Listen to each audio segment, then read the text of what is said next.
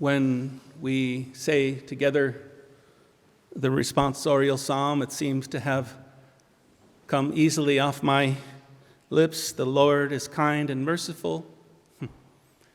Doesn't sound to be offensive or difficult.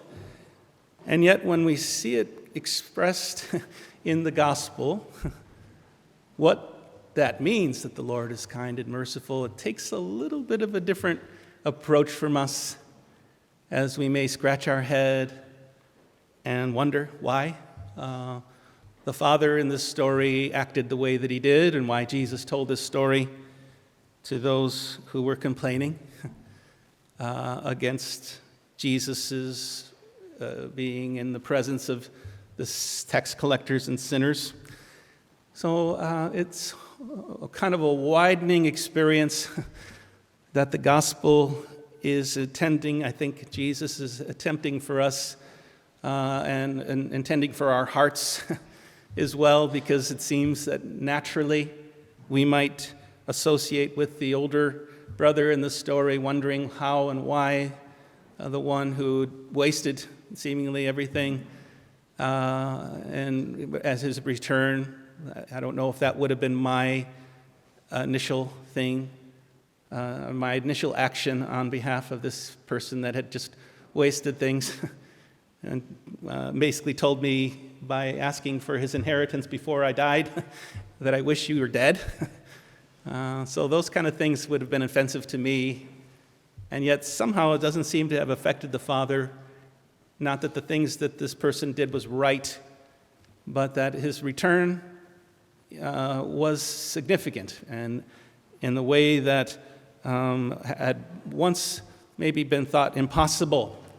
And yet we know from other scripture passages that with God all things are possible, and an invitation to an openness to seeing why and what this might mean for us during our Lenten journey as we attempt to do the things that God is asking us, and we've been heard about in the scriptures this Lenten season, but to do it in a way that leads to ultimately what God's desire is for us, rather than just getting things right or just making sure we got it all covered.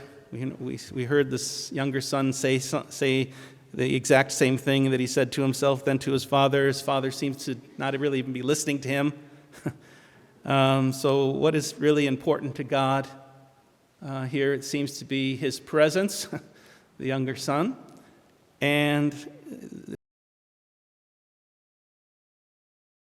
always wanted to be giving the son to welcome him into the party.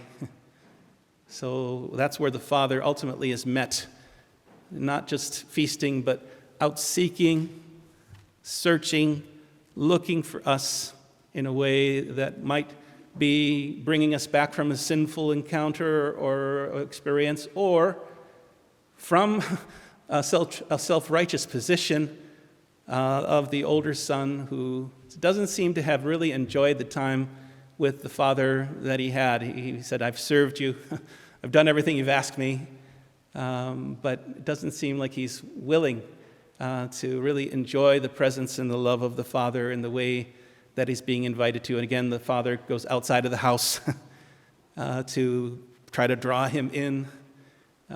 So I think that those two images of the Father, where is the Father in this story?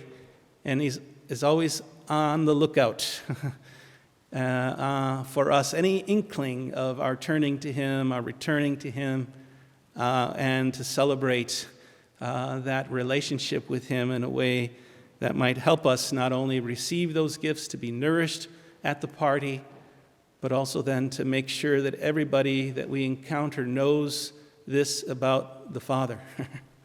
That this is the God that we believe in, the one who isn't just some sort of off of the distance, but engaged in a search for us in a way that would have him meet us where we've gone wrong, meet us when we kind of stand at a distance and tell God what he's supposed to do, but to really welcome Jesus' teaching today in a way that would help us welcome this truth about God, his unconditional love, in a way that would not just have us relish in it and savor it, yes, but then find ways to share it, to make sure that everybody knows about this Father, that this is the God that we believe in, and maybe sometimes it might be a witness of faith on our part to know that it's not always easy and it doesn't always feel like God is close to us.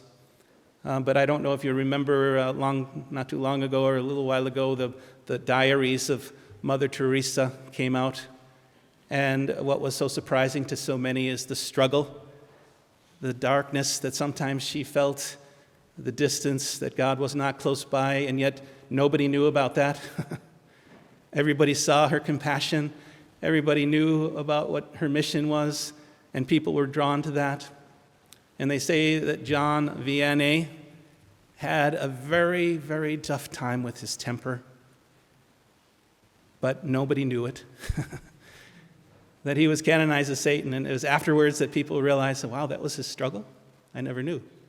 So I sense in some ways that's a witness to us to see that, okay, maybe they didn't all have it figured out like I thought they did, or have it as easy as I thought it should be, but trusted in God in a way that allowed them to be a witness to hope and truth and compassion, even though maybe it wasn't always feeling that way inside, or that their trust, even in the face of those challenges, spoke to others.